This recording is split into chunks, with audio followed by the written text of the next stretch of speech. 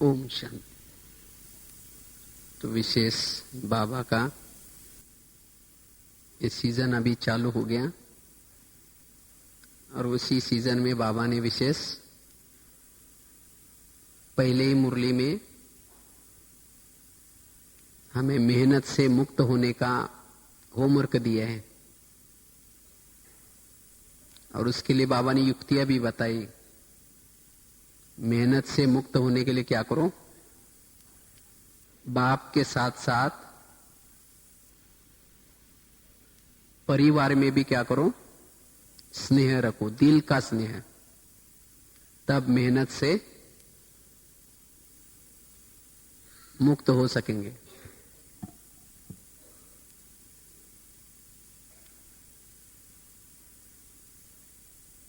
तो इसलिए बाबा ने कहा कि मेहनत से मुक्त होने के लिए जो वायदा किए हैं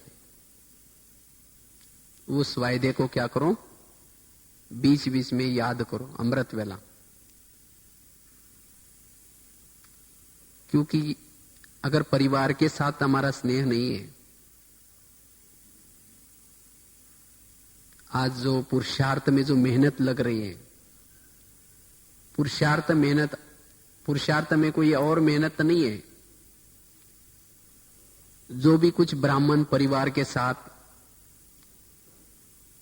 जो कुछ बातें होती है, चाहे ब्राह्मण परिवार चाहे लौकिक दुनिया वालों के साथ, तो ये बातें हमारे योग में एकाग्रता लाने नहीं देती और यही बातें हमें मेहनत कराती है। इसीलिए अगर मेहनत से मुक्त होना है तो क्या करो? मेहनत से मुक्त होने के लिए सभी के साथ दिल का स्नेह, और तब हमारे पुरुषार्थ में एकाग्रता भी आएगी और साथ में हम मेहनत से मुक्त हो जाएंगे।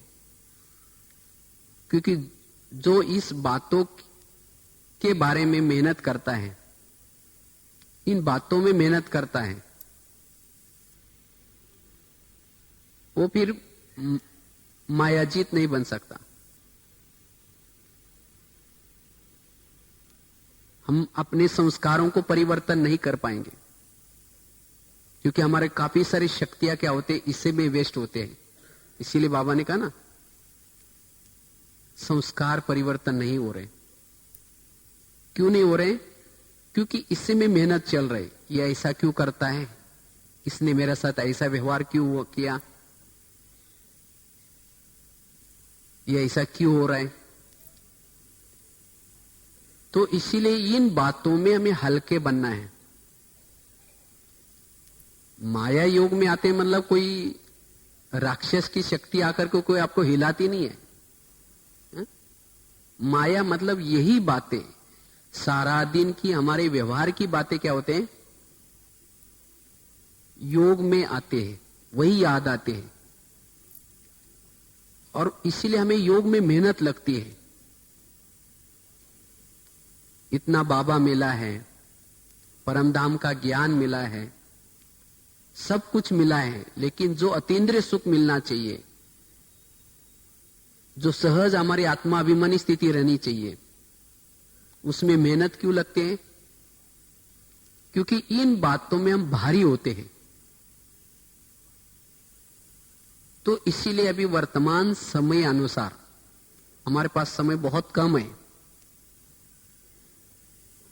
तो कम समय में हम अपने विकर्मों को विनाश करना है।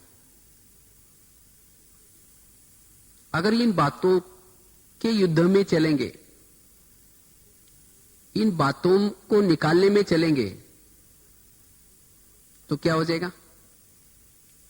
हम समय पर संपन्न नहीं बन पाएंगे। संगम युग का अतीन्द्रिय सुख की अनुभूति नहीं कर पाएंगे। इसीलिए बाबा कहते हैं कि बच्चे, ये अभी मेहनत कम करो। कभी बाबा हंसी से कहते हैं ना, कभी कुत्ता आता है तो कभी बिल्ली आते तो कभी चूहा आता है। इसको निकालने की मेहनत नहीं करो, लेकिन इन बातों को क्या करो? इन बातों में हल्के रहो, तब हम मेहनत से मुक्त, और जो मेहनत से मुक्त है वही योग युक्त रह सकता है।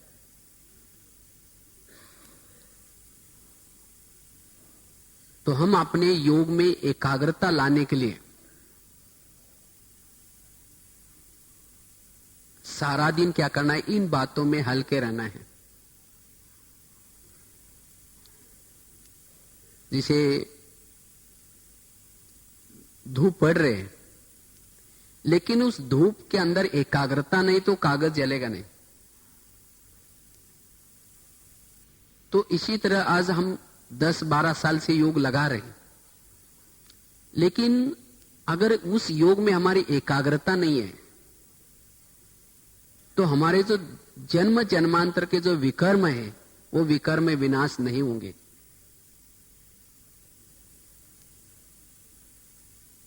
संस्कार परिवर्तन नहीं होंगे। तो इसलिए वर्तमान समय अनुसार जरूरी है एकाग्रता की। अगर आपकी एकाग्रता है तो सारा दिन आप मेहनत से मुक्त रह सकेंगे।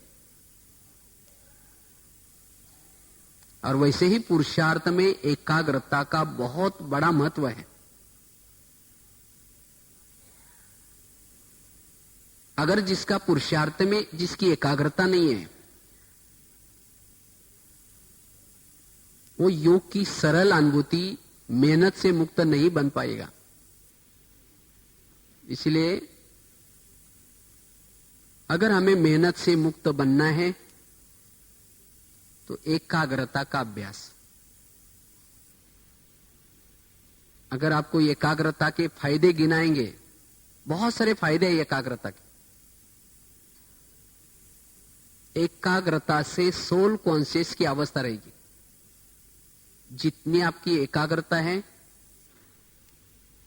आपकी अंदर से आत्मा की ज्योति भ्रुकुटी में जलती हुई आप अनुभूति कर पाएंगे। एकाग्रता से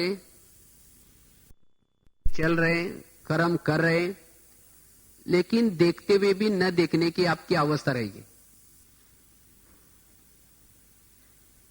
एकाग्रता से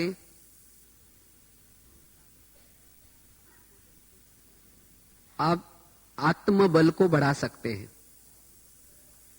मनोबल को भी बढ़ा सकते हैं। कोई भी परिस्थिति आएगी, जिसकी एकाग्रता है वो डरेगा नहीं। उसको ये नहीं लगेगा कि ये कैसे होगा, क्या होगा। जिसके अंदर एकाग्रता है, हर परिस्थिति में वो सदा अचल अडोल रह सकता है। एकाग्रता से एवरेडी बन सकेंगे।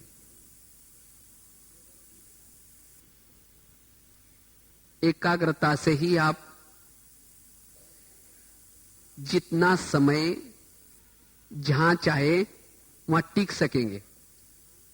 अगर आपकी एकाग्रता है, आप परमधाम में जितना समय, जितना चाहे, जैसे चाहे टिक सकेंगे।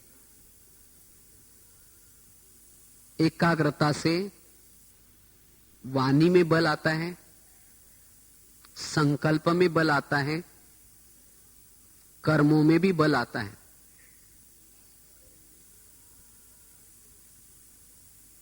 और अगर सारे दिन आपकी एकाग्रता है,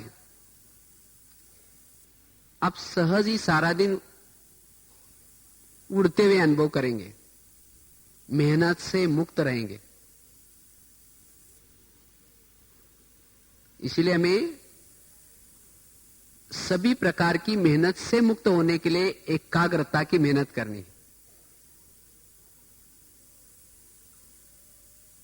किसी की बातों को, किसी की बातें अगर आपके दिल में लग रही है, या कोई विघ्न आ रहे हैं, कोई माया संस्कार के वश आ रहे हैं, इन सभी बातों की मेहनत से मुक्त होने के लिए बस और कुछ नहीं करो, एकाग्र रहो बस। और जो एकाग्रचित्त का अभ्यास करता है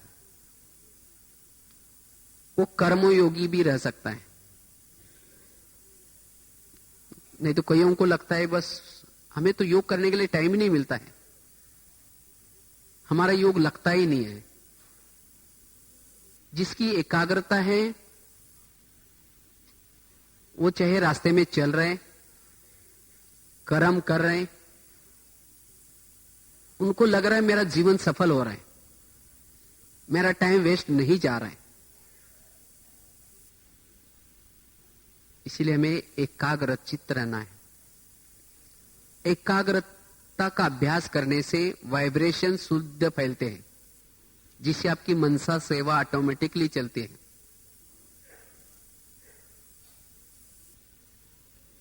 और एकाग्रचित्त रहने से आपके एक्टिविटी में, आपके बोलने में, आपके देखने में कुछ अलौकिकता नजर आएगी। पिछले साल बाबा ने एक बहुत अच्छी लाइन कही थी, बाप को प्रत्यक्ष करने के लिए क्या करो, एकाग्रता को बढ़ाओ। एकाग्रता वाला ही बाप को प्रत्यक्ष कर सकेगा।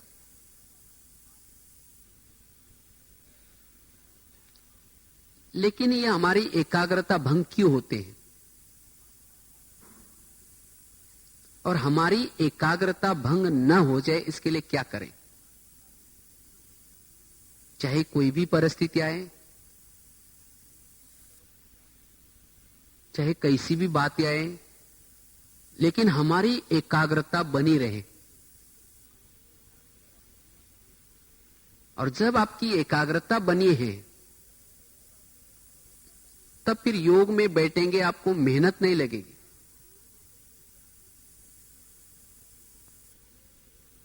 सहज आप योग युक्त बन सकते हैं।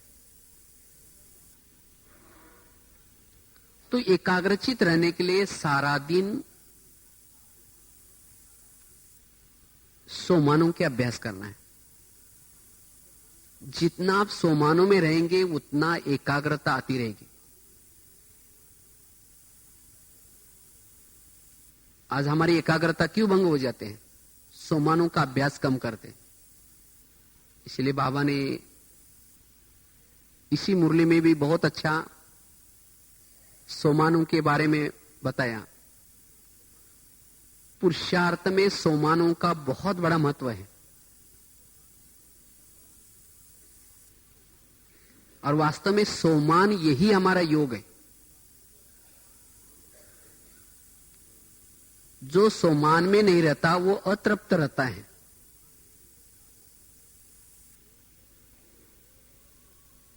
सोमान में नहीं, वो अतृप्त। और जब अतृप्त है तो उसकी एकाग्रता भंग हो गई।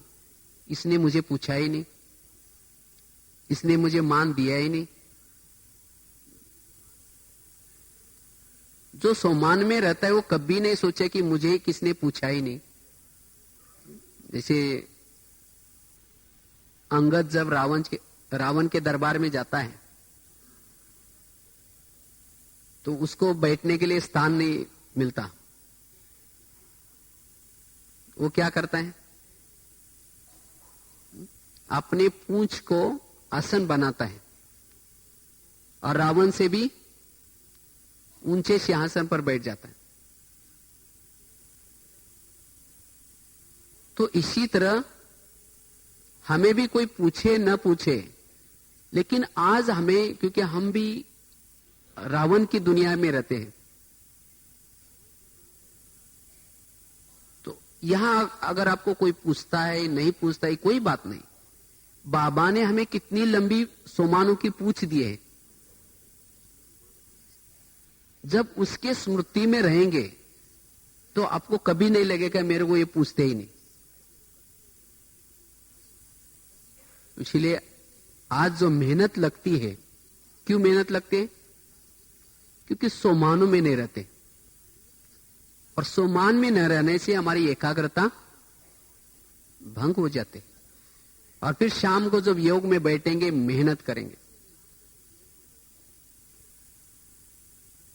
इसलिए मेहनत से मुक्त होने के लिए, एकाग्रचित रहने के लिए, एकाग्रता की अनुभूति करने के लिए हमें सारा दिन सोमानों में रहना है।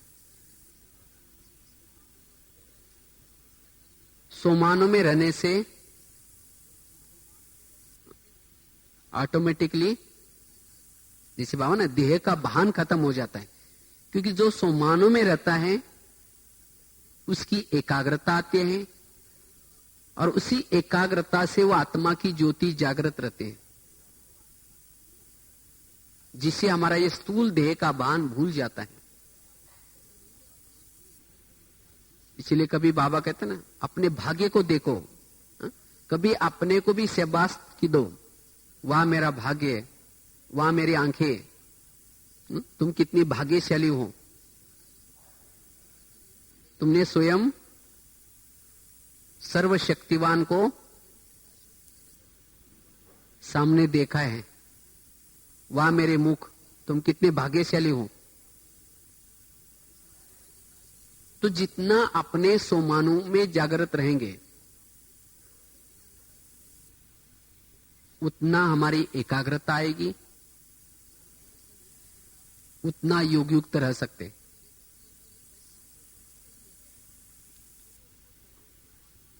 जो दूसरों को देखता है वो सोमानों में नहीं टिक सकता। कहते हैं एक माता जी थी, वो भगवान के पास जाती है और भगवान को बोलते हैं, हे भगवान, आपने मुझे बहुत दुख का पाठ दिया है। तो भगवान बोलता है, ठीक है, तुम्हें ज्यादा दुख है ना, तुम अपने दुख की सभी बातें क्या करना, एक गठड़ी में चिटकी में लिख करके उसी चिटकी को क्या करना, एक गठड़ी में डालना और गांव के बाहर जो एक पेड़ है वड़ का, वहां जाकर के टांग के आना। लेकिन वहां बहुत सारी गठड़ी और भी है, उसमें से तुम्हें जो भी पसंद है वो लेके आना। वो माता जी जाते हैं, बड़ी खुश हो गई, चलो अच्छा हो गया, मेरा दुख खत्म हो जाएगा। वो लेके जाकर के अपना टांग देती है। लेकिन जब दूसरे की गठड़ी लाने के लिए सोचते हैं तो उसको याद आता है, मेरे गठड़ी में तो मुझे मेरी सास तंग करती थी, यही मेरा दुख है। अगर मैं किसी औरों के लेके जाऊं तो क्या हो जाएगा, हो सकता है उसका पति शराबी होगा या उसका और कोई प्रॉब्लम होगा। इसीलिए सोचते हैं मेरा ही ठीक है, वापस क्या करते हैं, अपना ही लेके आते। तो हम कभी सोचते नहीं ये बहुत सुखी है, मैं दुखी हूं, लेकिन नहीं। और इसके कारण आज हमें जो मेहनत लग रहे हैं, दूसरों को देखते नहीं, हमारा अपना पार्ट बहुत अच्छा है। इसीलिए बाबा कभी कहते हैं ना, वाह बाबा, वाह ड्रामा और वाह ब्राह्मण परिवार। आप भी अच्छे, ये भी अच्छा, मैं भी अच्छा, सब कुछ अच्छा। वो उसको कभी भी मेहनत नहीं लगेगी और वो सदा ही एकाग्र चित रहेगी। सबके संस्कार देख करके, सबका स्वभाव देख करके एकाग्र चित। इसलिए अगर एकाग्रता का अभ्यास करना है, हमें अपने सोमानों को क्या करना है, बढ़ाना है। तब मेहनत से मुक्त हो सकेंगे। दूसरी बात है, जीवन में आने वाली हर घटना को पॉजिटिव में लेना है, सकारात्मक लेना है। जितना हर घटना को आप सकारात्मक लेंगे, पॉजिटिव लेंगे, उतना आपकी एकाग्रता बनी रहेगी, उतना योग में आप मेहनत से मुक्त हो रहेंगे। नहीं तो सारा दिन क्या होता है, जो भी बातें आते हैं, अगर उसको क्यों हुआ, कैसे हुआ, ऐसे कैसे हुआ, अगर ये क्यों में जाएंगे तो एकाग्रता भंग हो जाएगी। इसीलिए बाबा ने पिछले साल 31 दिसंबर की वाणी में बहुत अच्छी एक बात कही थी, इस वर्ष में क्या करना, क्यों और क्या को समाप्त करना। और ये क्यों और क्या, यही हमें मेहनत कराता है, यही हमारी एकाग्रता को भंग करता है। इसलिए सारा दिन जिन्होंने ये कला अपनाई है, हर बात को पॉजिटिव, और वैसे ही इस सदी के अनुसार कहा जाता है 18वीं सदी थी तर्क की और 19वीं प्रगति की रही, और 20 और 21 की जो सदी चल रही वो तनाव की सदी, हर बात में तनाव।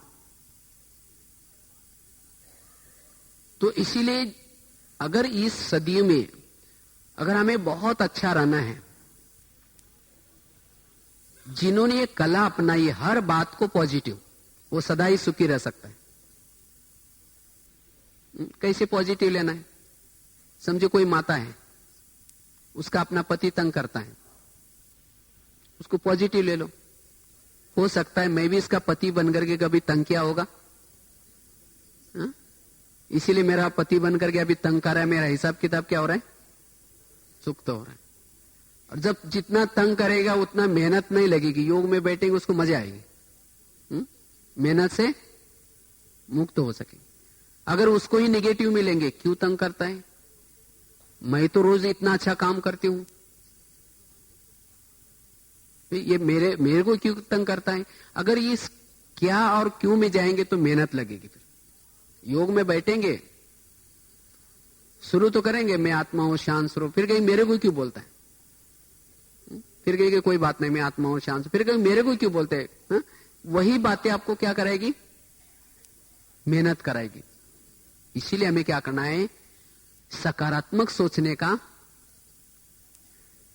अभी मुरली सुनकर के वापिस जाए ना, तो आप सवेरे रोज क्या करो, बाबा ने कहा ना ये वायदा किया है, क्या वायदा किया, मेहनत से मुक्त होने का।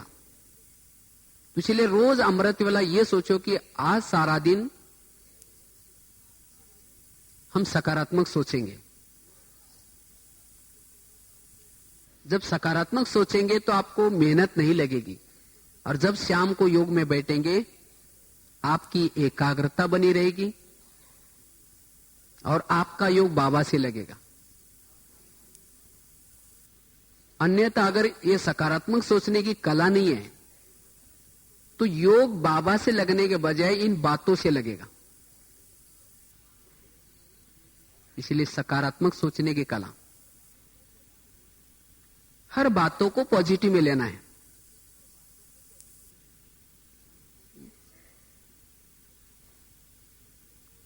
कई सोचते ना हम इसको इतना, हम इनके ऊपर इतना उपकार करते हैं, मुझे निगेटिव, कई सोचते हैं मुझे गुस्सा तब आता है, मेरे अंदर निगेटिव तब आते हैं, हम इनको इतना मेहनत करते हैं, मदद करते हैं, इतना सहयोग देते हैं, लेकिन ये हम इतना उपकार करते हैं तो भी ये आज हमारे पीछे पड़े रहते हैं, और इसीलिए हमारी एकाग्रता क्या होते हैं, भंग हो जाते हैं। लेकिन याद रखना है, कहते हैं ना एक संसार का एक नियम है। क्या नियम है? जिसका आप भला करेंगे वही आपका बुरा करेगा। ये संसार का ही नियम है। आप कहेंगे संसार का कैसा नियम है? देखो, जिस बाबा ने हमारा संगम युग में आकर के भला किया ना, हर कल्प करता है, संगम युग में आता है और क्या करता है, ज्ञान सिखाता है, योग सिखाता है, इतनी पालना देता है, इतना पढ़ाता है, इतने उपकार करता है, और इसका मतलब हम अपने संस्कारों को परिवर्तन करते हैं और फिर कहाँ जाते हैं, सतयुग में जाते हैं। लेकिन सतयुग में उस बाबा को क्या करते हैं हम, भूल जाते हैं। इतना ही नहीं, लेकिन द्वापर युग जब आता है, द्वापर युग, उस समय क्या करते हैं? उसी बाबा को गाली देना शुरू करते हैं। क्या बोलते हैं? भगवान तुम कुत्ते में, बिल्ली में, टिक्कर में, पित्तर में। लेकिन बाबा ने सुना नहीं होगा इसको, हाँ? सब सुना, लेकिन बाबा को लगा इस दुनिया में न्याय नहीं है। जिस बच्चों का मैंने भला किया, जिस बच्चों के ऊपर मैंने उपकार किया, आज यही बच्चे मेरे ऊपर अपकार कर रहे, मुझे गालियां दे रहे। सोचा बाबा ने परमधाम में सब ये गालियां सुन रहे थे, लेकिन शांति से बैठा रहा 2500 वर्ष तक, एक दिन नहीं। और उसके बाद जब हम गाली देना कम करते, बंद करते हैं, परमधाम से आता है, जिन्होंने गाली दी उसको गले लगाता है, उसको ही वरदान देता है, उसके ऊपर ही उपकार करता है। इसीलिए बाबा को क्या कहा है? शांति का सागर, अपकारी पर उपकार करने वाला, दया का सागर। तो जब बाबा के साथ ऐसा हुआ, तो क्या हमारे साथ नहीं होगा? इसीलिए कहा ये संसार का एक नियम है, जिसके ऊपर उपकार किया जाता है वही अपकार करता है। बाबा केवल एक ज्ञान सुनाता नहीं है। बाबा कहते हैं फॉलो फादर। गीता में एक बहुत अच्छे महावाक्य आता है। कृष्ण अर्जुन को बोलता है, हे अर्जुन, मैं केवल तुम्हें एक उपदेश नहीं दे रहा हूं, मैं भी आकर के तुम्हें यहां कर्म करके सिखला रहा हूं। तो वास्तव में ये बाबा का महावाक्य है। बाबा भी केवल हमें उपदेश नहीं देता कि गाली देने वालों को गले लगा दो, आपकारी पर भी उपकार करो। बाबा यहां आकर के हमें करके दिखाता है। जिन बच्चों के ऊपर मैंने उपकार किया और उन्होंने जब मेरे ऊपर अपकार किया, तो उस समय मैंने क्या किया? इसीलिए फॉलो फादर।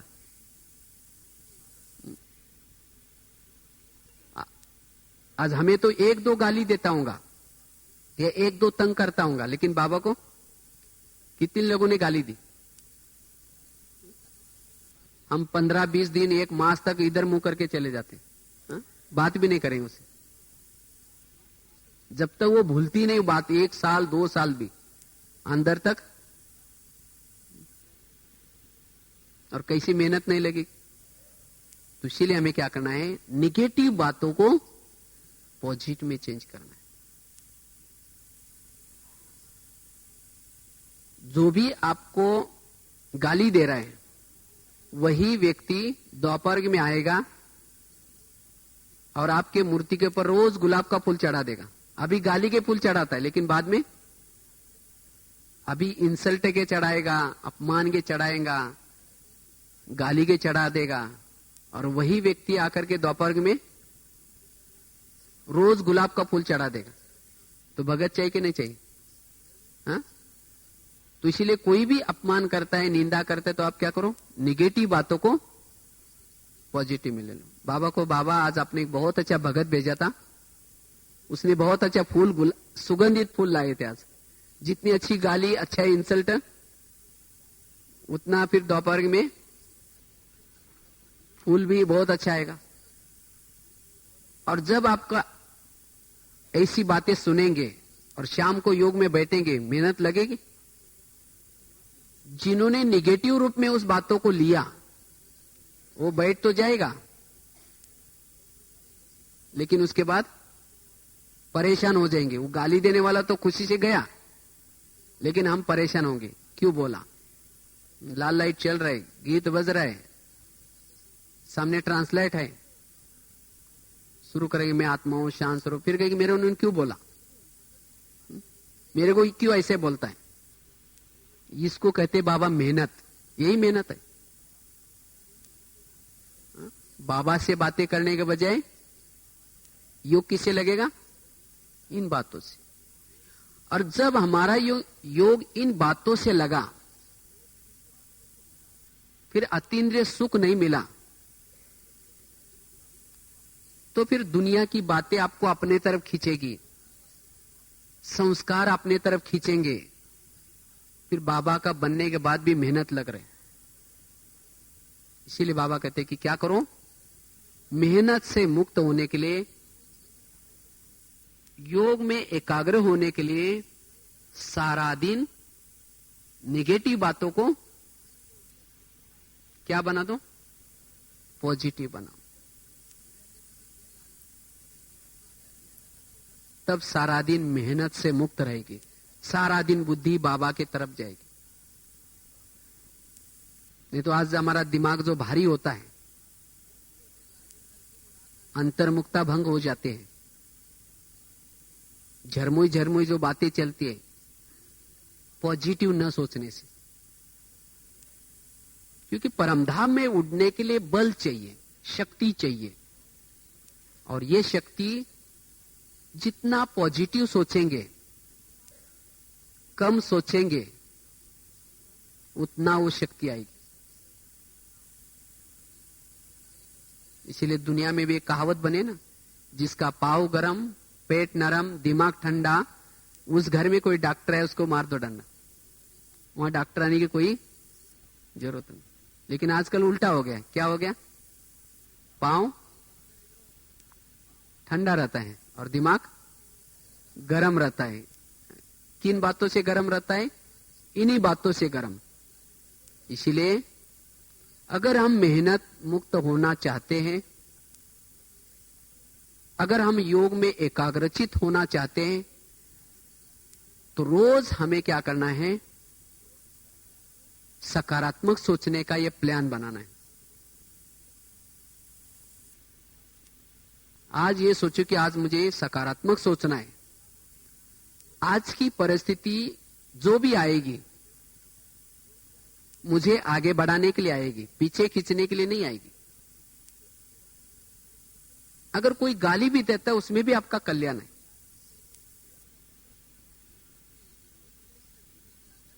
अगर कोई आपकी निंदा भी कराता है या आपके बारे में इधर उधर वायुमंडल फैलाता है, ये ऐसी है वो ऐसे है, देखना आप उससे दूर रहना।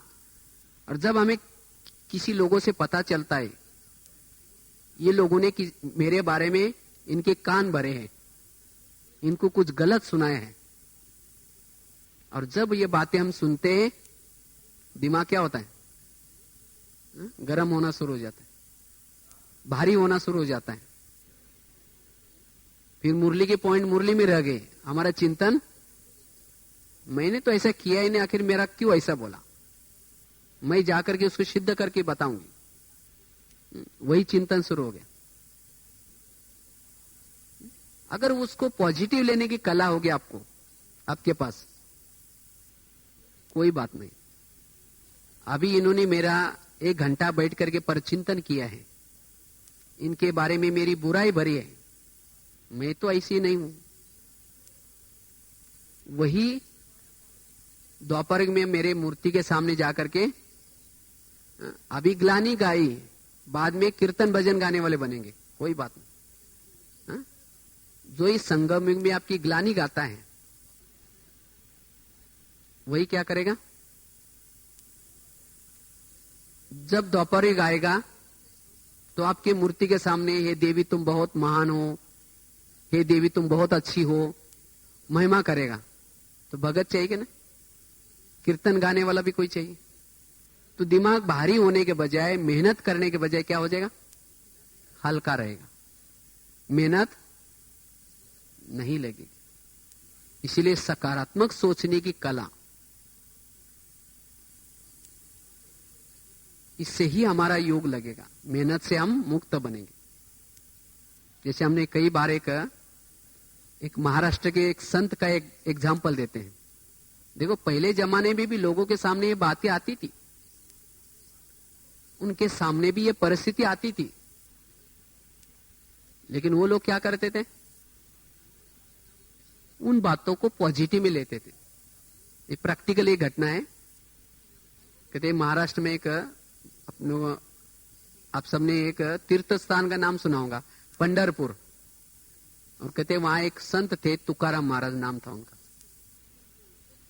तो गली के लोग क्या करते, उसको भक्ति करने के लिए मना करते, तो भी उन्होंने भक्ति छोड़ी नहीं, विठल की भक्ति करते थे। तो सभी लोगों ने उसको क्या किया, पकड़ करके उसके गले में सब्जियों की माला पहना दी। टमाटर, आलू, मटर, बैंगन, सभी सब्जियां माला बना कर पहना दी। फिर उनका क्या क्या मुंडन किया, बाल उतार दिए, उसके ऊपर हल्दी का लेप लगा दिया, उसके ऊपर क्या क्या मुंह काला कर दिया, और एक गधे पर उनको उल्टा मुंह करके बिठा दिया। इतना भी नहीं छोड़ा, उसको गली गली में घर घर के सामने लेके जाकर के बेइज्जती की। इतना भी नहीं छोड़ा, फिर घर के सामने लाया जहां उनकी पत्नी बैठी थी, और पत्नी को अंदर से बुला करके कहा, इनको हमने बहुत समझाया भक्ति छोड़ो, लेकिन नहीं छोड़ा, इसीलिए ऐसा किया इनको। जब उसकी पत्नी देखते मेरे पति को ऐसा किया, तो गाली देना शुरू करते। जब गाली देते, तुकाराम महाराज बोलते, बेचारे को गाली क्यों दे रहे, ये लोगों ने अपने लिए 8 दिन के लिए सब्जी ला कर दी है, और गले में माला पहनाई थी ना।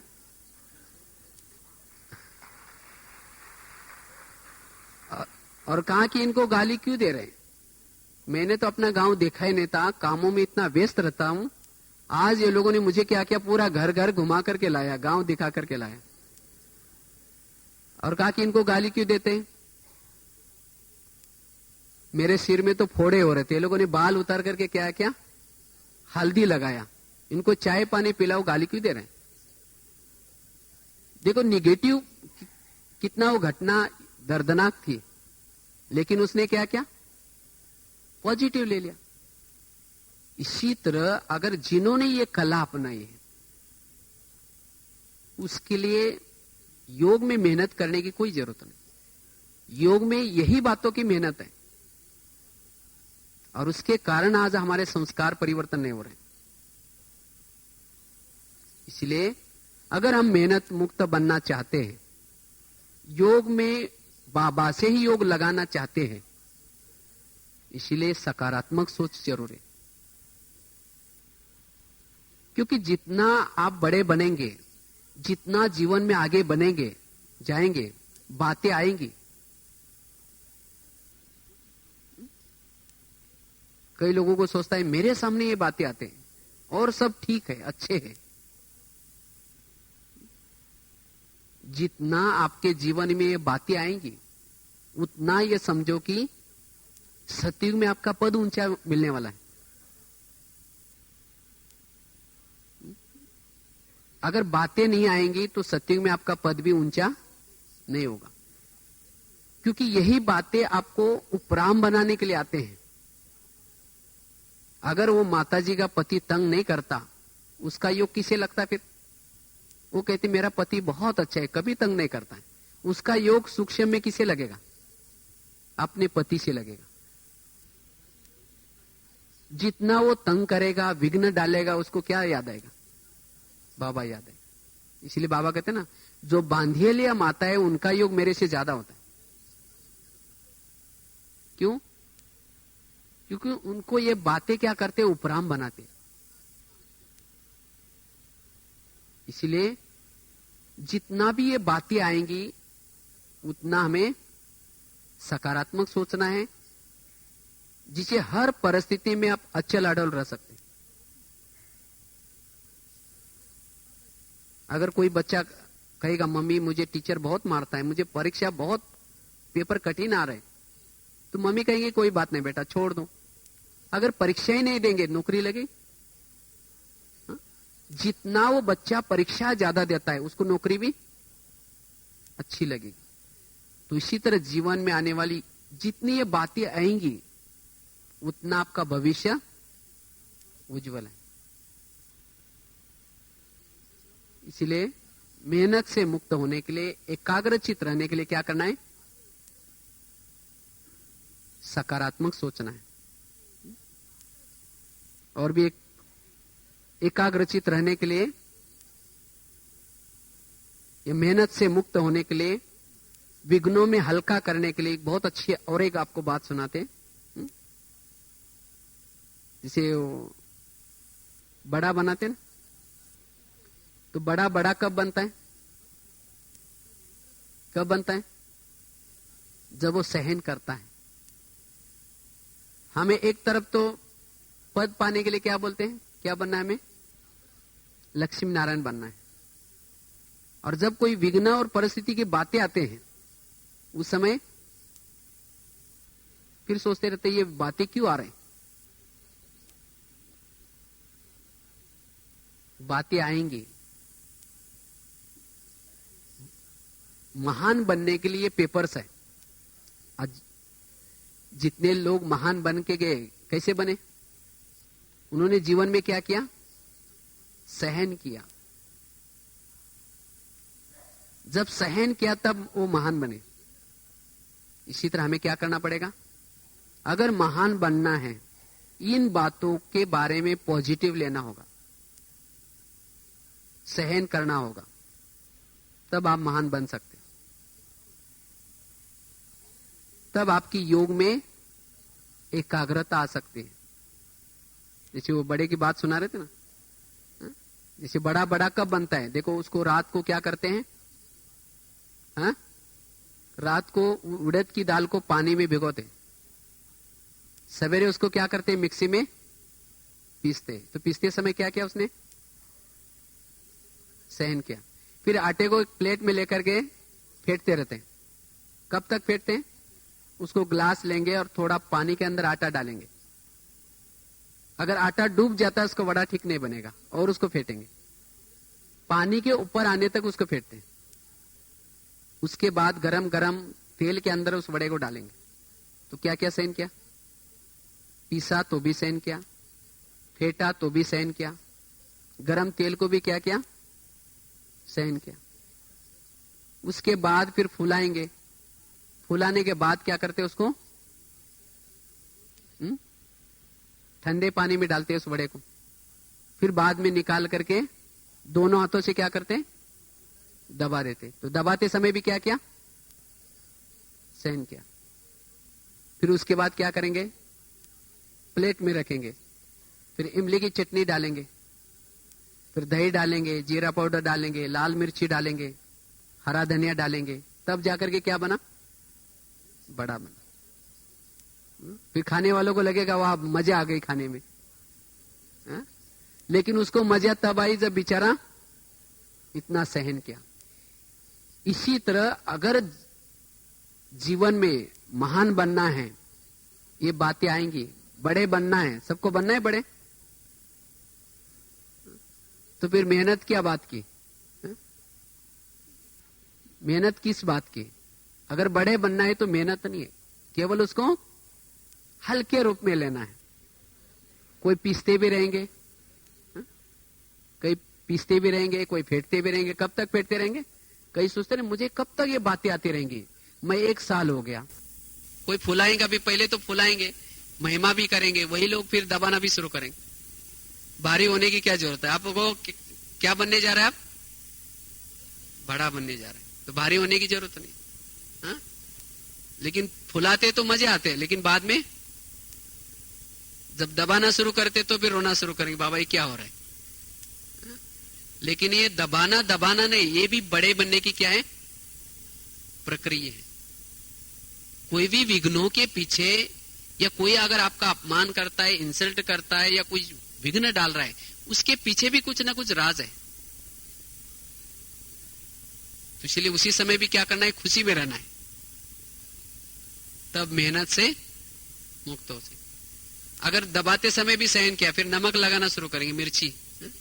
कई बोलते हैं मैं सत्य हूं, ये मेरे बारे में आपको झूठी वगैरह झूठी मूठी करके बढ़ा चढ़ा करके आपको लगा सुना रहे, और तब मेरा दिल टूट रहा है, मेरा योग नहीं लग रहा है, मेहनत लग रही है।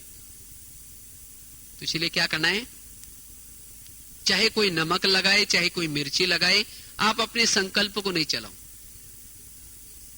अगर सत्य है छिप नहीं सकता। और जब इतनी सारी परीक्षा आपकी होंगी तब कहेंगे ये बहुत महान है, ये देखो कितना अच्छा लाडौला है, फिर आपकी महिमा करना शुरू करेंगे, तब आप बड़े कहलाएंगे। हाँ? इसलिए बड़े बनने के लिए या मेहनत से मुक्त होने के लिए क्या करना, इस बड़े की कहानी को याद रखना। हाँ? जीवन में अगर कोई भी ऐसी घटना आई, कोई भी बात आई, तो आज समझो कि आज अच्छी तरह फेंटा, आज अच्छी तरह नमक मिर्ची लगाया, लेकिन उस बातों में हल्के रहो, तो आपको पुरुषार्थ में मेहनत नहीं लगेगी। तो इसलिए हमें योग की अगर अनुभूति करनी है, और यही बातें आज एकाग्रता को भंग कर रहे हैं। जब योग में बैठते हैं तो सारा दिन आपके संपर्क में जो भी लोग आते हैं, जो आपके साथ व्यवहार करते हैं, वही बातें याद आती। इसलिए फिर कहते पुरुषार्थ में मेहनत लग रहे। इसलिए इन बातों में क्या करना है, हल्के रहना है। हर नेगेटिव बातों को पॉजिटिव में लेना है। तब हमारी आत्मा की जो संकल्प शक्ति है वो बच जाएगी और एकाग्रता बनी रहेगी। एकाग्रता से सोल कॉन्शियस रहते हैं। तो पहली बात बताई, कौन सी बताई? मेहनत से मुक्त होने के लिए और एकाग्रता के लिए सोमानों के अभ्यास। दूसरी बात बताई, सकारात्मक सोच। हर बातों में क्या करेंगे? सकारात्मक सोचेंगे, पॉजिटिव सोचेंगे। तीसरी बात है, अगर मेहनत मुक्त बनना है या योग में एकाग्रता का अभ्यास करना है,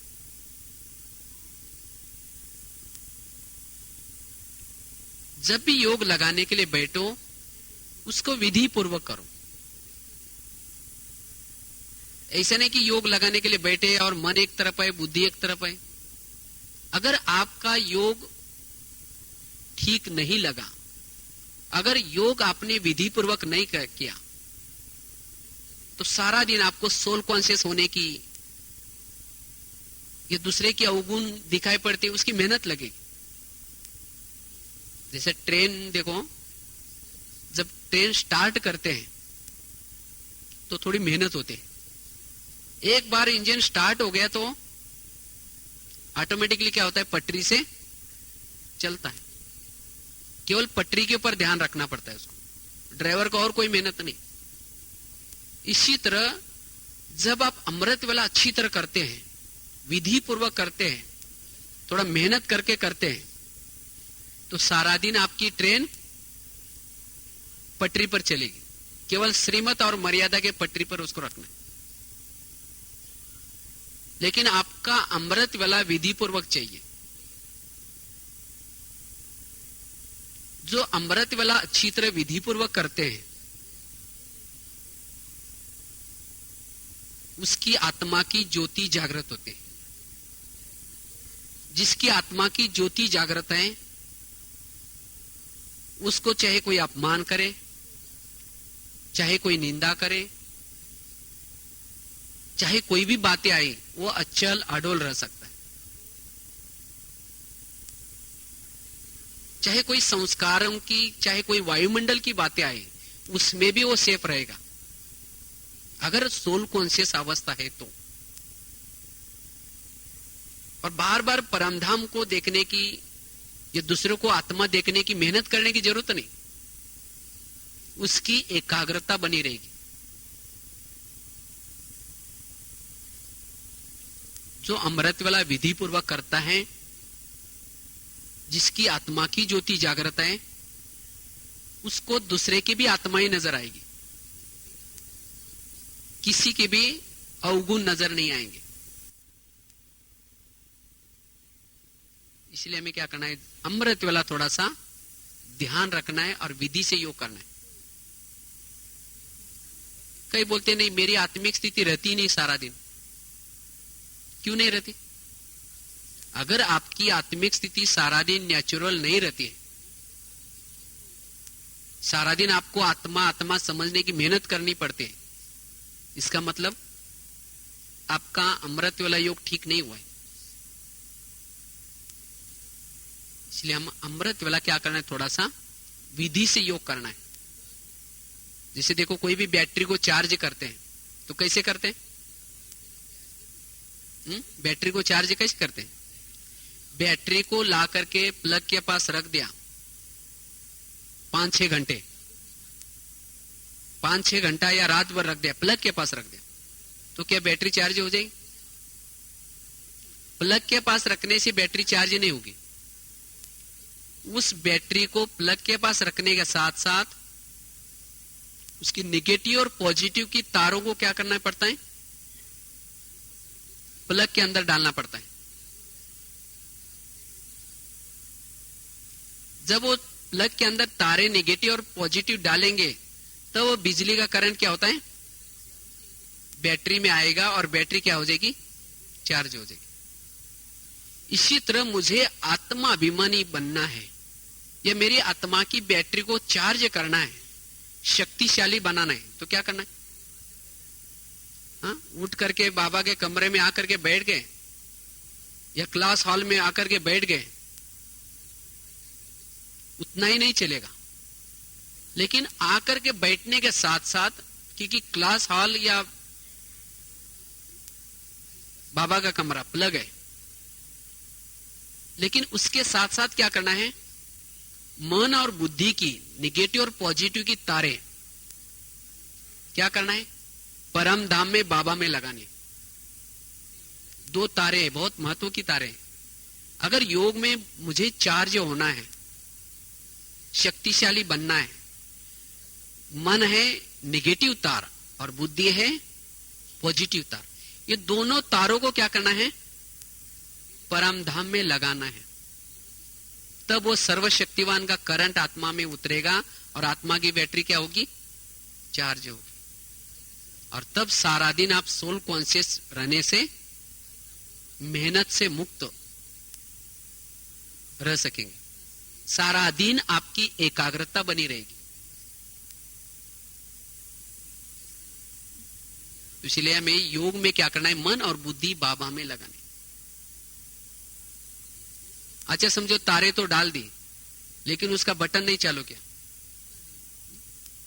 प्लग में तारे डाली थी लेकिन उसका स्विच बंद है, तो क्या हो जाएगा, बैटरी रात भर रख दी प्लग के पास, चार्ज हो जाएगी नहीं। इसी तरह यहां हम आकर के बैठ गए, मन बुद्धि बाबा में तो लगा दिया, लेकिन कुछ सोचा ही नहीं योग में, बस ढ होकर के बैठे, कुछ सोचा ही नहीं,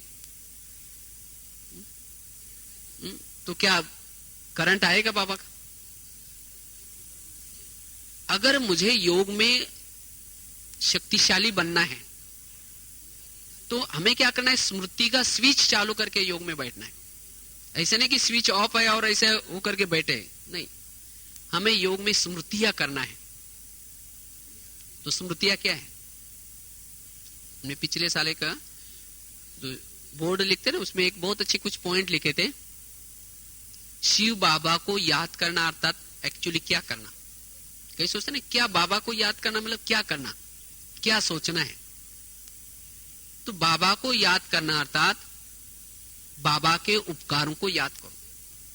जब भी योग में बैठते तो बाबा ने मेरे ऊपर क्या क्या उपकार किया, उसको याद करो। बाबा ने जो ज्ञान सुना है उसको याद करो, ये भी योग है। जो बाबा ने हमें सम्मान दिया उसको याद करो, ये भी योग है। जो बाबा ने हमें वरदान दिया उस वरदान को याद करो। तो ऐसे हमें स्मृति स्वरूप होकर के बैठना है, और कोई हमें मेहनत करने की जरूरत नहीं। जैसे कहा ना, सभी प्रकार की मेहनत से मुक्त होने के लिए हमें स्मृति में रहने की या एकाग्रता की मेहनत करनी, तो बाकी सभी मेहनत से मुक्त हो जाएंगे। इसीलिए जब भी योग में बैठेंगे स्विच चालू करके बैठना है। चलो स्विच तो चालू कर दिया, लेकिन वो तारों को प्लग में डाल रहे, 2 मिनट में निकाल रहे, फिर डाल रहे, तो क्या हो जाएगा, बैटरी चार्ज हो जाएगी। 4-5 घंटा यही काम कर रहे हैं, 2 मिनट तारे प्लग में डाल रहे फिर निकाल रहे। तो इसी तरह हम योग में बैठते हैं तो क्या करते हैं, 2 मिनट बाबा की याद, 2 मिनट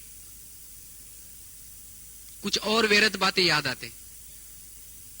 क्या याद आता है, जैसे समझो कोई माँ योग लगाने के लिए बैठा है, लाल लाइट चल रहा है, गीत बज रहे, बाबा कमरे में बैठा है, शुरू करेंगे, मैं आत्मा हूँ, शांत स्वरूप हूँ, शक्ति स्वरूप हूँ। फिर सोचे अरे अच्छा हो गया याद आई, कल तो मुझे जाना है, थोड़ा सा कैसेट लेना था, थोड़ा भूल गए, चलो कोई बात नहीं, थोड़ा बाद में जाएंगे। फिर कहे कि मैं आत्मा हूँ, शांत स्वरूप हूँ। फिर सोचे कैसेट लेने के लिए जाएंगे तो वहां लिटरेचर का स्टॉल भी है, थोड़ा स्टिकर भी लेनी है, थोड़ा पेन भी खरीद करना है। फिर कहे कि कोई बात नहीं, मैं आत्मा हूँ, शांत स्वरूप हूँ। फिर सोचे यार बाहर जाकर कुछ खरीदारी भी कर लेते, कुछ गिफ्ट वगैरह देने में काम आएगा। फिर कहे ठीक है, मैं आत्मा हूँ, शांत स्वरूप हूँ, शक्ति स्वरूप हूँ। मना तारों को प्लग में डाल रहे फिर निकाल रहे। हा? तो अगर हम यही करते रहेंगे तो क्या हो जाएगा, उस समय अगर ऐसा ही काम करेंगे फिर लाल लाइट की सफेद लाइट शुरू हो गई, योग का टाइम पूरा हो गया। अगर योग में आत्मा को शक्तिशाली नहीं बनाया तो सारा दिन आत्मिक स्थिति रहेगी, नहीं रहेंगी। फिर आत्मिक स्थिति नहीं तो क्या हो जाएगा, सबके अवगुण नजर आएंगे, अपने खुद के भी अवगुण, खुद का भी देहाभिमान आएगा, किसी का शरीर अच्छा देख करके उसके तरफ आकर्षित होंगे, अपनी खुद के कर्मेंद्रिय पर भी कंट्रोल नहीं होगा। और फिर कहते पश्चाताप होगा अंदर से, मैं तो आज अमृत वाला भी किया, मुरली भी सुनी, तो भी आज मेरे को वैरत संकल्प चले, मैंने किसी को ऐसा बोल दिया, बाबा ये क्या हो रहा है, यही मेहनत है। और ये बाबा को देखा नहीं जा रहा। तो ये क्यों हो गया, क्योंकि आपने जब योग लगा रहे थे उस समय योग ठीक नहीं किया, और योग ठीक न होने से सोल कॉन्शियस अवस्था नहीं रही, और उसके कारण सारा दिन मेहनत। फिर रात को सोएंगे, आज तो मजा ही नहीं आई, चलो कल बहुत अच्छा करेंगे, फिर कल भी। इसलिए हमें क्या करना है, थोड़ा जब योग लगाने के लिए बैठेंगे क्या करना है, विधि पूर्वक योग लगाना है। और जब आपका विधि पूर्वक योग होगा, न चाहते हुए भी सारा दिन बुद्धि परमधाम में अपनी तरफ खींचेगी, अपने आप जाएगी, सारा दिन एकाग्रता बनी रहेगी, सारा दिन अंतर्मुखी। अगर कोई वैरस सुनाता है तो कहेंगे छोड़ दो, जाने दो, मुझे कुछ नहीं चाहिए, बस वो कैसे भी हो कोई बात नहीं, जाने दो। क्योंकि अतीन्द्रिय सुख मिल रहा है अंदर से, आत्माभिमानी स्थिति है, अतीन्द्रिय सुख मिल रहा है, वैरस सुनने का देखने का दिल नहीं कर रहा है, जिसका योग अच्छा है।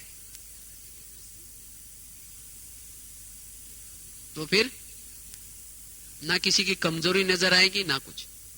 इसीलिए हमें क्या करना है, मेहनत से मुक्त होना है तो योग को विधि पूर्वक करना है, सारा दिन एकाग्रता बनी रहेगी। तो तीन बातें हुई, कौन सी, एक तो सोमानों के अभ्यास करना है, सकारात्मक सोचना है, हर बात में मेरा कुछ ना कुछ कल्याण है। हमने भी कभी इनको कुछ बोला होगा, इसीलिए बाबा ने ड्रामा का ज्ञान क्यों बताया। मेहनत से मुक्त होने के लिए बाबा ने ड्रामा का ज्ञान बताया।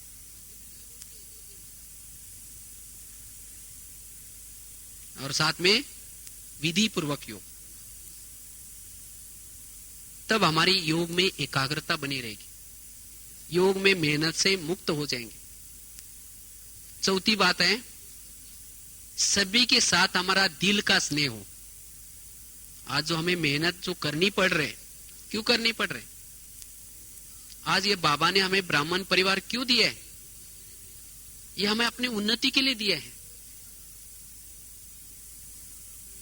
लेकिन जब हम किसी की बुराई देखते हैं, कमजोरी देखते हैं, यही परिवार सिर दर्द का काम करता है।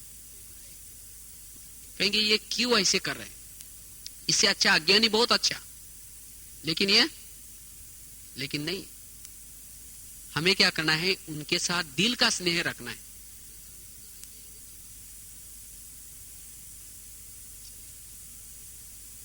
अगर दिल का स्नेह मेरा सबके साथ रहे, उसके लिए क्या करें, बाबा जिस भाव से ब्राह्मणों को देखता है उस भाव से हर ब्राह्मणों को देखे। बाबा हमारा वर्तमान का स्वरूप नहीं देखता। बाबा क्या देखता है? ये भविष्य में क्या बनने वाला है, भविष्य का इसका स्वरूप क्या है। और उसके कारण हम इतनी गलतियां करते हैं, तो भी बाबा क्या करता है? हमारा संपूर्ण स्वरूप देखने के कारण बाबा को गलतियां नजर नहीं आती। इसी तरह हमें क्या करना है? हर ब्राह्मणों के भविष्य स्वरूप बाबा ने चुना है, तो जरूर ये महान आत्मा है। कितनी बड़ी भाग्यशाली आत्मा है। स्वयं परमात्मा की नजरें इसके ऊपर पड़ी है। ये पवित्र आत्मा है, देवात्मा है। भगवान ने उसको वरदान दिए हैं। जब इस रूप से जब देखेंगे तो उसकी कमी नजर नहीं आएगी। तो इसलिए हर ब्राह्मणों को क्या करना है? भविष्य स्वरूप में देखना है। और जिसे हमें वो कैसे भी व्यवहार करे, चाहे कुछ भी करे, लेकिन हमें उसका क्या करना है? भविष्य स्वरूप देखना है। नहीं तो हमारे मुख से क्या निकलते हैं? ये पता नहीं कैसे है, ये कभी भी सुधरेंगे नहीं, बदवाई नहीं निकलना है। अगर कोई मंदिर में देवी जाकर के किसी को बदवाई दे,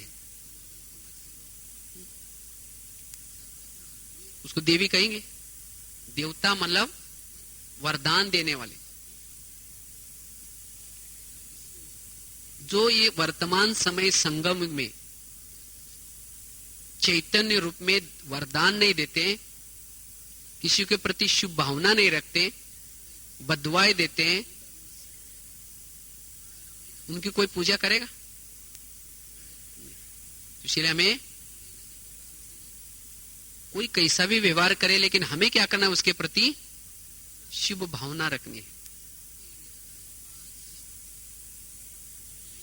अगर कोई देवी के ऊपर कोई फूल डाले और देवी कहे कि तुम्हारा सत्यानाश हो जाए, कोई डालने के लिए आएगा क्या? हा? देवी का ऐसा कभी आप चित्र में देखा है? कभी देवी के ऊपर फूल डाल रहे, उस समय चेहरा पीछे किया है, करते हैं? या वरदान के हाथ के वजह नीचे करते हैं? देवी कोई कैसा भी गाली देने वाला भगत भी आए तो भी उसका हाथ और चेहरा कैसा होता है? मुस्कुराता हुआ होता है। तो ये प्रैक्टिस हमें यहां करनी है। अभी कोई कैसा भी व्यवहार करता है, लेकिन हमें हमारा वरदान ही हाथ हो। इसको कहते हैं एकाग्रता, इसको कहते हैं कर्मातीत अवस्था।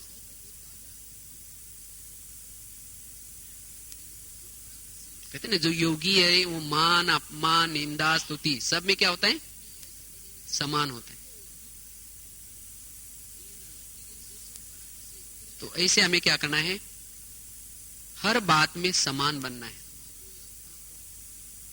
और यही बातें हमें एकाग्रचित बनाएंगी। सारा दिन कितनी भी बातें आए, कितनी भी परिस्थिति आए, शाम को बैठेंगे, योग लगाएंगे, शक्तिशाली योग होगा।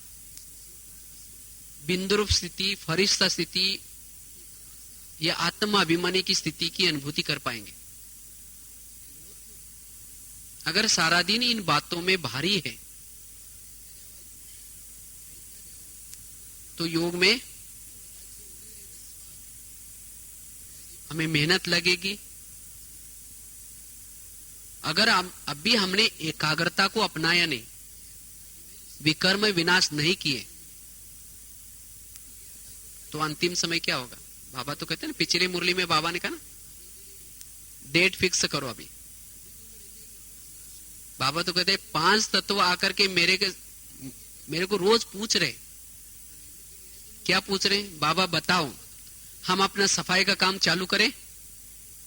लेकिन बाबा कहते हैं रुको, मेरे बच्चे अभी तैयार नहीं हुए। अगर बाबा ऑर्डर दे दे तो क्या हो जाए? जैसे देखा ना, बॉम्बे में एक तत्व ऑर्डर नहीं दी थी, फिर भी उस एक तत्व ने ट्रायल ली, क्या हालत हुई? हा? तो वो तो एक तत्व, अंतिम समय 5 तत्व उस समय कहेंगे बाबा थोड़ा रुको, अभी मेरे को योग लगाना है,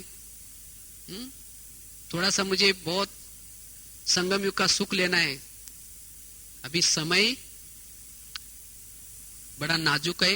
पिछले सीजन में बाबा ने बार बार, समय बड़ा तेज भाग रहा है, दौड़ रहा है, इसलिए हमें क्या करना है, इन छोटी छोटी बातों में अपनी एकाग्रता को भंग होने नहीं देना है। अभी मेहनत करने का समय नहीं है। तो इस तरह से हमें अभी समय नहीं है जो छोटी छोटी बातों में अपनी एकाग्रता को भंग होने नहीं देना है। स्वयं की समस्या का स्वयं समाधान करना है। उसको इधर उधर जाकर के मैं क्या करूं, या ऐसा हो रहा है वैसा हो रहा है, नहीं, स्वयं का समाधान स्वयं करके उस बात को, जिसको बाबा ने पिछले साल कहा था, इस समस्या का क्या करो, समाधान करो। जैसे समुद्र में भंवर आता है, तो भंवर आता है तो क्या करते हैं, अगर उससे बचना है बाहर जाने की जरूरत नहीं, आप अंदर ही रहो, बच जाएंगे। अगर बाहर जाने की कोशिश करेंगे खत्म हो जाएंगे। इसी तरह जब समस्या आते हैं, विघ्न आते हैं, इधर उधर सुनाने के बजाय आप स्वयं अंतर्मुखी बन करके सोल कॉन्शियस में रहो, समस्या खत्म होगी। और आज हम बाहर जाकर के मेहनत करते, औरों को सुनाते, वो समस्या और ही बढ़ती। इसलिए हमें क्या करना है, जो बाबा के इशारे समय अनुसार अभी हमें मेहनत से मुक्त बनना है। और उसके लिए एक लास्ट में अभ्यास बता के पूरा करेंगे। अगर मेहनत से मुक्त बनना है, एकाग्रचित बनना है, जो राजा जनक की एक, जैसे आज ही जानकी दादी कह रहे थे, राजा जनक विदेही थे, नष्ट मोहा थे। विदेही क्यों थे? कहते एक बार उसके मंत्री ने पूछा कि आप विदेही क्यों हैं? उसने कहा मैं बताता हूं मैं विदेही क्यों हूं। उसको बुलाया मंत्री को, और उसको क्या किया, एक दीपक दिया और कहा कि ये दीपक लेके जाकर के महल को चक्कर लगा के आना, लेकिन याद रखना ये दीपक बुझना नहीं चाहिए, इसमें से तेल गिरना नहीं चाहिए। अगर दीपक बुझेगा मैं तुम्हारा सिर काट दूंगा। उसको भेज दिया और महल के चारों तरफ 4-5 लोगों को खड़ा किया राजा जनक ने। कहा कि जब ये जाएगा तो आप लोग क्या करना, इसी की मजाक करना, तुम्हारा क्या गिर गया, तुम क्या ढूंढ रहे। जब मजाक करेंगे तो उसका ध्यान क्या हो जाएगा, तुम्हारे तरफ जाएगा, तो उसका मैं सिर काट दूंगा। तो मंत्री तो लेके जाता है। जब उसकी लोग मजाक करते हैं, चिढ़ाते हैं उसको, जब उसका ध्यान जाता है तो उसको याद आता है मेरा दीपक बुझ जाएगा और मेरा सिर कट जाएगा। इसीलिए ये लोग जो भी बोलने दो, ये लेना देना नहीं, अपना दीपक को देखते हुए चक्कर लगा के आता है। राजा जनक के पास पहुंचा। राजा जनक ने पूछा कि आपका दीपक बुझा? बोला बिल्कुल नहीं, लेकिन रास्ते में कुछ लोगों ने कुछ बोल रहे थे आपको। हाँ, कहा कुछ बोल रहे थे, लेकिन मेरा ध्यान दीपक के ऊपर था, इसीलिए मुझे याद नहीं वो क्या बोल रहे थे। तो राजा जनक ने कहा कि यही मेरे विधेय बनने का राज है। मुझे भी उस परमात्मा ने नीचे भेजा है और उसने ये कहा कि तुम्हारा दीपक बुझना नहीं चाहिए, अगर दीपक बुझेगा मैं तुम्हारा सिर काट दूंगा। ये महल या धन या संपत्ति ये सब जो है मेरे दीपक के ऊपर का ध्यान हटाने के लिए है, इसीलिए मैं इसमें रहते हुए भी नष्ट हुआ हूं। हमें भी यही प्रैक्टिस करनी। आज कोई आपको विघ्न डालता है, कोई समस्या क्रिएट करता है, कोई अपमान करता है, निंदा करता है, क्यों करता है? आपके दीपक के ऊपर का ध्यान हटाने के लिए। तो आपको क्या करना है, यही प्रैक्टिस करना है। आप अपने दीपक को देखते चलो, कौन क्या बोल रहा है, कौन क्या कह रहा है, उसके ऊपर ध्यान नहीं दो, तो आप मेहनत से मुक्त हो जाएंगे और सहज आपकी एकाग्रता बनी रहेगी। तो यही पुरुषार्थ करके वायदा किया ना बाबा से, तो इस वायदे का हमें क्या करना है, फायदा लेना है। तो इसलिए ऐसा हमें क्या करना है, पुरुषार्थ करके आना है। और कई एक इस शब्द का कई भाई बहने तो गलत भी अर्थ ले रहे हैं। बाबा ने कहा ना मेहनत से मुक्त हो जाओ, अभी आज मैंने सवेरे एक माता जी को पूछा, आप यहां से अभी क्या प्रेरणा लेके जा रहे हैं? तो माता जी बोलते, बाबा ने कहा मेहनत से मुक्त हो जाओ। पहले मैं 3 बजे उठती थी, 4 बजे, अभी आराम से उठूंगी।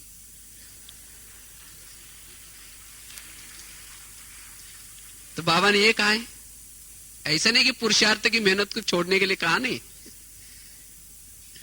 तो कई सोचते ये भी तो मेहनत है ना, इसीलिए आराम से सो जा, आराम से। ये नहीं सोचना, तो ये अर्थ का फिर अनर्थ हो जाएगा। इसीलिए मेहनत, कौन सी मेहनत से? जो आज आप पुरुषार्थ में योग नहीं लगता, जो संस्कार परिवर्तन नहीं होते, ये मेहनत से मुक्त हो जाओ। और उसके लिए पुरुषार्थ की मेहनत क्या करो?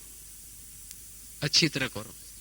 नहीं तो कई भाई बहने बाबा के ज्ञान को क्या करते हैं? अर्थ का, जैसे कहते ना, एक भाई था, कहते एक बार वो होटल में जाता है, ज्ञान में चलता था 3-4 साल, तो ज्ञान में आते जैसे नियम सुनाते नहीं, देखो बाहर का भोजन वगैरह नहीं खाना चाहिए, बहने सुनाते, वो भाई समझा ही नहीं। तो एक बार होटल में जाता है और समोसा मंगाता है, समोसा मंगा करके उसके मैदे का छिलका फेंकता है और आलू खाता है। तो मैनेजर बोलता है आप मैदा पसंद नहीं करते? मतलब पसंद तो करता हूं, लेकिन आजकल ब्रह्मा कुमारी आश्रम में जाता हूं, उन्होंने कहा कि बाहर का नहीं खाना चाहिए, इसलिए मैं बाहर का फेंक करके। तो ये नहीं समझना, नहीं तो कई बाबा के ज्ञान को उल्टा ले लेते हैं, ये नहीं। तो मेहनत, कौन सी मेहनत से मुक्त हो जाओ?